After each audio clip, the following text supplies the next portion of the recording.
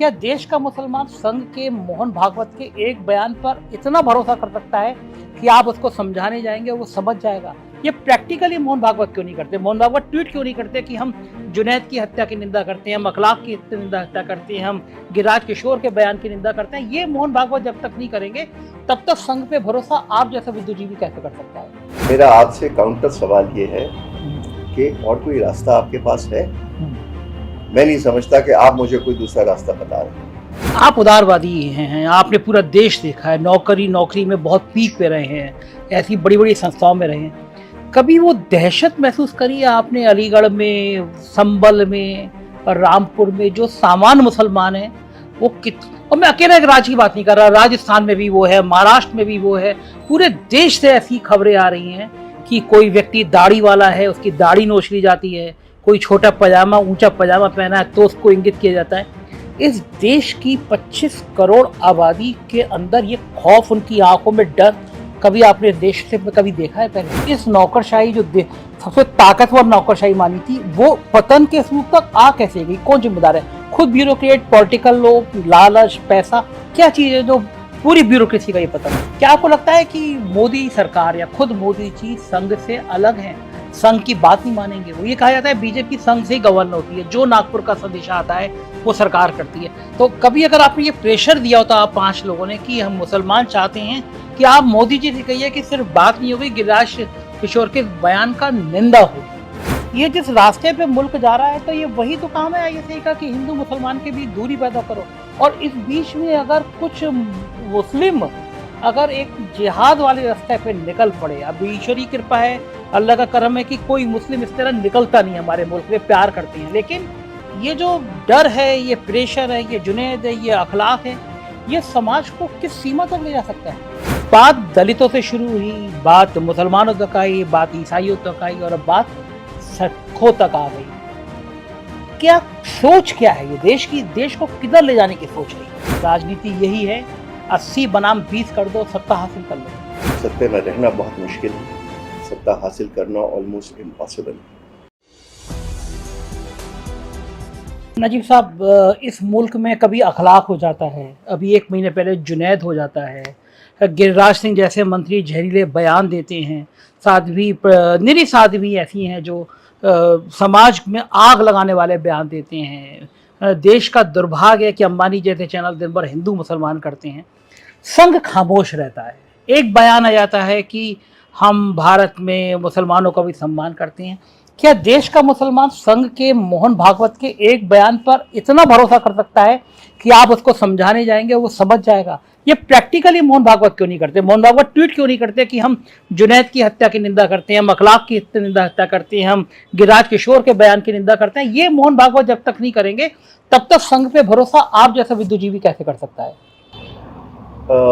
संजय जी, बात यह है कि आपने जो बात की है वो बिल्कुल पाए की, और आप ही नहीं सब लोग ये कहते हैं, मुसलमान भी कहते हैं और मुसलमानों से ज्यादा जो लिबरल हिंदू तबका है वो कहता है कि आप कैसे भरोसा करें। लोग ये कहते हैं कि आरएसएस बदल नहीं सकता, लोग ये कहते हैं कि साहब इनका 100 साल का इतिहास है, आप कैसी हिमाकत की बात कर रहे हैं। ये सब बातें होती हैं, लेकिन मेरा आपसे काउंटर सवाल ये है कि और कोई रास्ता आपके पास है? मैं नहीं समझता कि आप मुझे कोई दूसरा रास्ता बता रहे हैं। मेरा ये मानना ये है कि वार्तालाप के अलावा और कोई रास्ता कौमों में होता नहीं। देश एक दूसरे से बात करते हैं। आज दुनिया भर में बात हो रही है कि भाई यूक्रेन की बात की जाए, हिंदुस्तान चीन से बात करने को तैयार है, पाकिस्तान अफगानिस्तान से बात करता है, तो बात तो होगी। अब भगवत जी क्यों नहीं दे रहे बयान या कब देंगे बयान, इसका जवाब मेरे पास है नहीं। हाँ, इस बात से मैं सहमत हूँ कि उनको जवाब देना चाहिए, कोई बयान देना चाहिए। अब वो बयान कब आएगा, क्यों आएगा, उनकी क्या मजबूरी है, इसका जवाब मेरे पास नहीं है।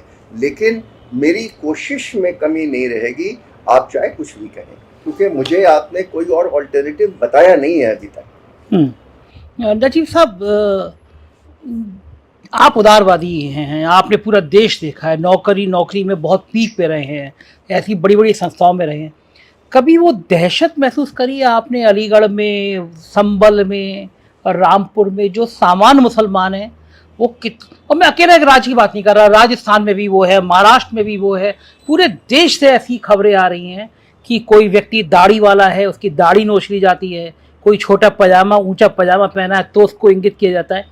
इस देश की 25 करोड़ आबादी के अंदर ये खौफ, उनकी आंखों में डर, कभी आपने देश से कभी देखा है पहले? मैंने मेरा ख्याल ये खौफ जो है ये पिछले 7-8 साल में बहुत बड़ा है, इसमें कोई शक नहीं।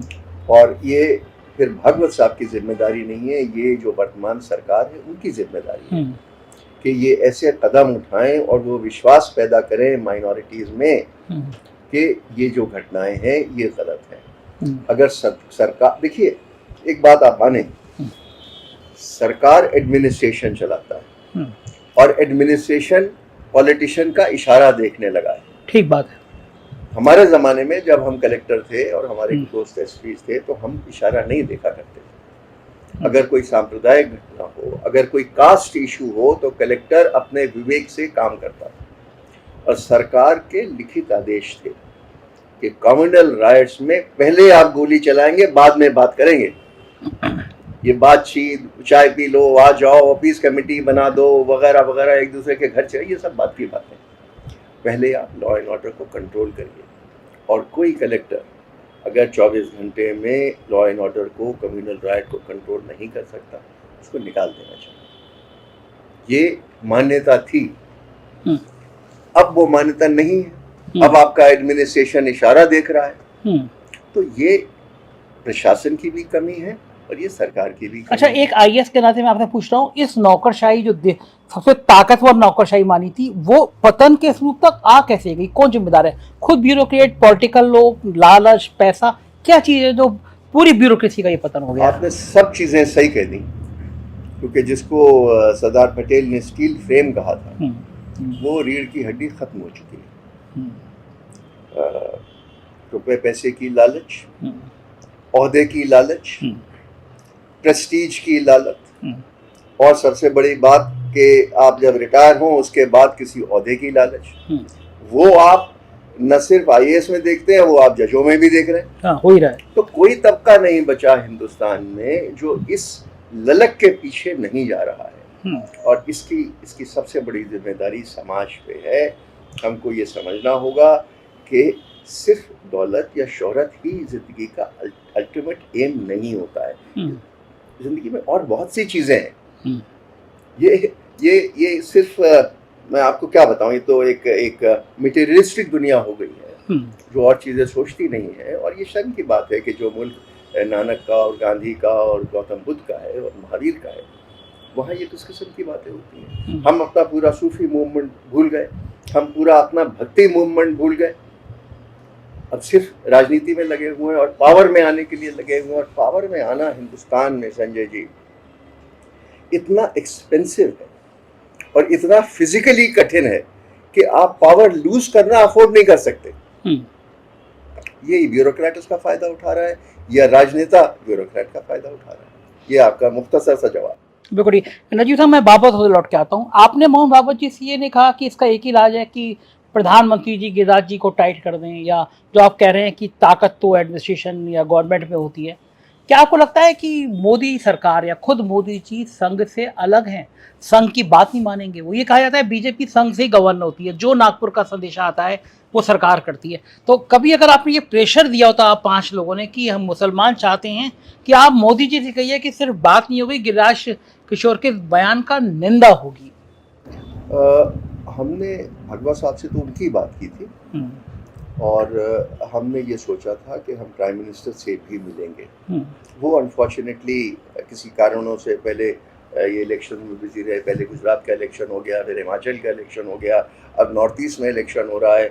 तो लेकिन हमारा इरादा ये है कि पीएम से मिल के हम अपने दिल की बात रखें। अच्छा, जो सामान्य मुसलमान हैं उसके संदेश भी आए होंगे आपके पास, क्योंकि आपका ये कदम, आप 5 ताकतवर लोगों का मोहन भागवत से मिलना समाज में एक थोड़ी सी परेशानी या बेचैनी या पॉजिटिव बात भी, दो आप बिल्कुल बात सही है कि रास्ता क्या है गया। आम मुसलमानों ने अपने को संदेश दिए कि आप वो संदेश क्या दीजिए मोहन भागवत को? संजय, सबसे पहली बात कि हम लोग कोई पावरफुल लोग नहीं थे, जो तुमने कहा। हम लोग तो रिटायर्ड लोग हैं जो एक तरह से चला हुआ कारतूस है।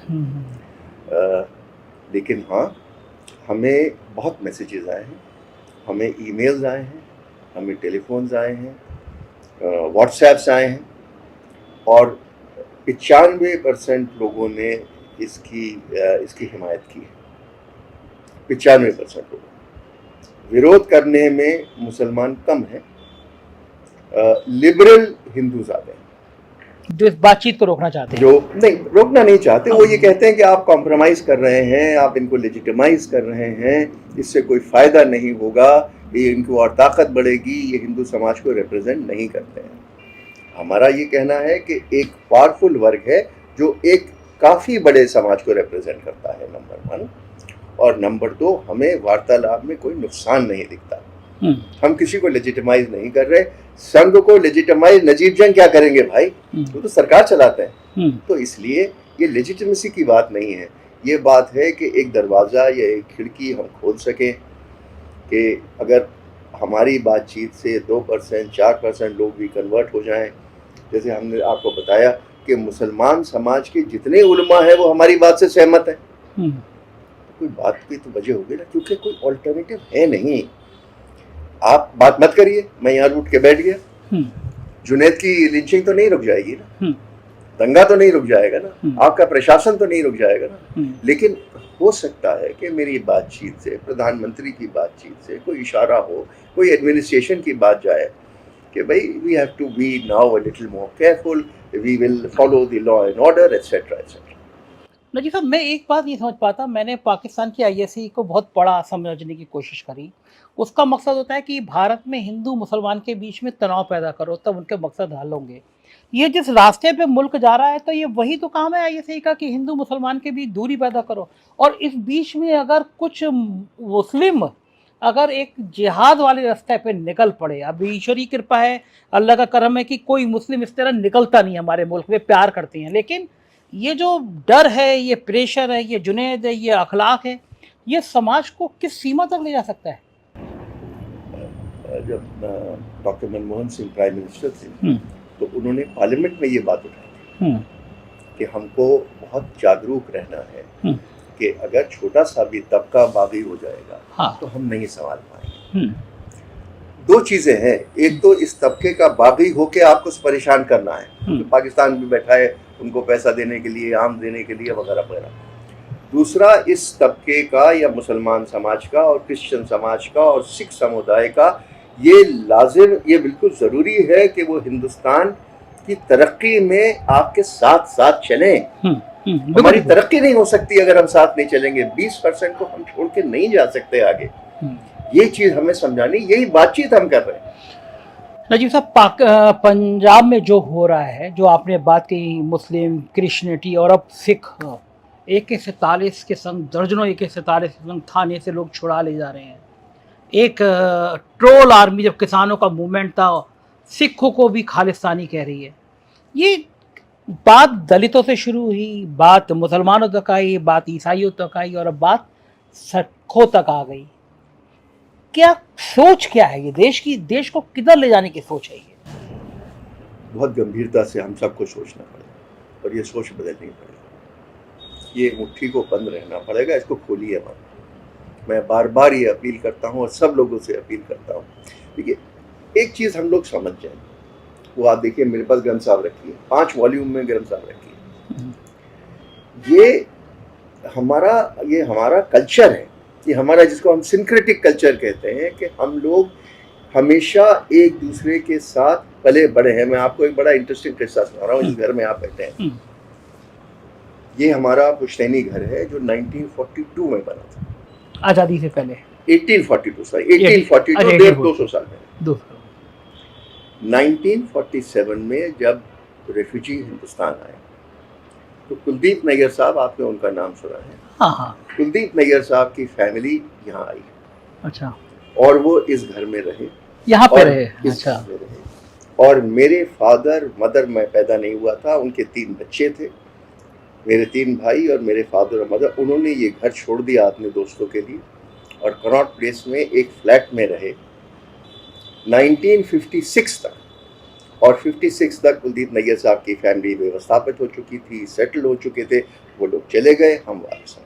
आपने अपना घर छोड़ दिया कुलदीप नैयर। ये हिंदुस्तान का सिंक्रेटिक कल्चर है, इसको आप खत्म नहीं कर सकते। वो बहुत बुरा टाइम था, लेकिन उसके बावजूद भी ये कल्चर हमने देखा है, उसको हम कैसे बर्बाद कर सकते हैं? ये आप ये एक वाहिद मुसलमान घर है इस पूरे एरिया में, ये this is the only home and it is most protected. कभी किसी ने कोई उंगली नहीं उठाई, कोई घटना नहीं हुई। ये जितनी भी शादियां होती हैं आसपास की, वो यहाँ आके हमारा, क्योंकि थोड़ा सा बड़ा एरिया है, तो उनका रिसेप्शन हमारे यहाँ होता है। दिस इज इंडिया, इसको आप नहीं तोड़ सकते। तो आपको अपनी जबान पे कंट्रोल करना पड़ेगा। किसी सिख को खालिस्तानी आप कैसे कह सकते हैं? मुझे ये समझ में नहीं आता। जो सैक्रिफाइसेस सिखों ने हिंदुस्तान के लिए किए, वो किसने किए? आपको अंदाज नहीं है कि क्रिश्चियंस का कितना बड़ा कंट्रीब्यूशन है। आपको हर चीज में कन्वर्जन दिख रहा है। कितने बड़े कॉलेजेस हैं, स्कूल्स हैं जो क्रिश्चियन ने चलाए हैं। आपकी आर्मी में पहले 3 चीफ्स क्रिश्चियन रहे। तो इस चीज को आप कैसे भूल रहे हैं भाई? ये हम लोग कैसे हर चीज पे, हर आदमी पे उंगली उठा देंगे? तो हमें अपनी सोच बदलनी पड़ेगी। आपको स्कूलों में, कॉलेजेस में ये तालीम देनी पड़ेगी कि हिंदुस्तान का, जिसको आप यूपी में गंगा जमुनी कल्चर कहते हैं, मैं इसको एक सिंक्रेटिक कल्चर कहता हूँ।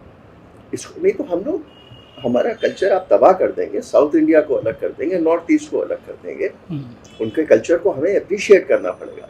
आप कहते हैं कि उनको, फर्ज कीजिए आप उनसे हिंदी थोपना चाहें, तमिल लैंग्वेज आपसे ज्यादा बुढ़ी है, आपसे ज्यादा पुरानी है। आप कैसे तमिल कल्चर पे अपने आप को थोप सकते हैं?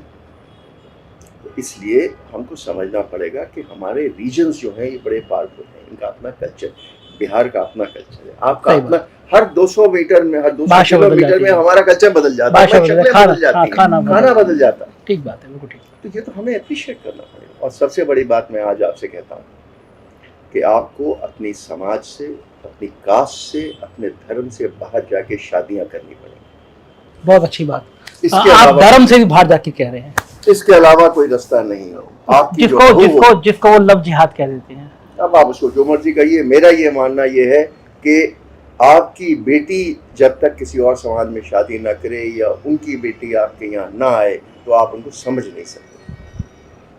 आपके घर में जरूरी है कि, मेरे घर में जरूरी है कि दिवाली मनाई जाए, ठीक से मनाई जाए। ये नहीं कि आपने दिया जला दिया सबको दिखाने के लिए, लेकिन प्रॉपर्ली मनाई जाए। That is India. आखिरी सवाल जंग साहब, सारी कवायद देश को 80 बनाम 20 में कन्वर्ट करने की है, यही है राजनीति, यही है। 80 बनाम 20 कर दो, सत्ता हासिल कर लो। मैंने आपसे कहा कि सत्ते में रहना बहुत मुश्किल है। सत्ता हासिल करना ऑलमोस्ट इम्पॉसिबल। बहुत एक्सपेंसिव है, बहुत ताकत लगती है, बहुत एनर्जी लगती है। तो इसलिए जो भी खेल खेला जाएगा वो आप देख रहे हैं। शुक्रिया बात करने के लिए। नजीब जंग थे, और एक खुले हुए, एक ऐसा शिक्षक, एक ऐसा अफसर, देश का एक ऐसा नागरिक जो इस मुल्क में वो कवायद लाना चाहता है, वो कोशिश करना चाहता है कि जहाँ पर ईद मने तो वो हिंदू के घर में, और दिवाली मने तो मुसलमान के घर में। जहाँ पे कोई शकील बदाई नहीं, मन से गाए, मन तरपत हरि दर्शन को आ, जो पूरा हिंदुस्तान झूम के कहे, और एक शायर, मुसलमान शायर कहे, सारे जहाँ से अच्छा हिंदुस्तान हमारा। आप भी इस पहल को आगे बढ़ाइए। प्यार का संदेशा है, देश के हर कोने तक पहुँचना चाहिए। अपनी राय जरूर बताइएगा इस इंटरव्यू के लिए। शुक्रिया।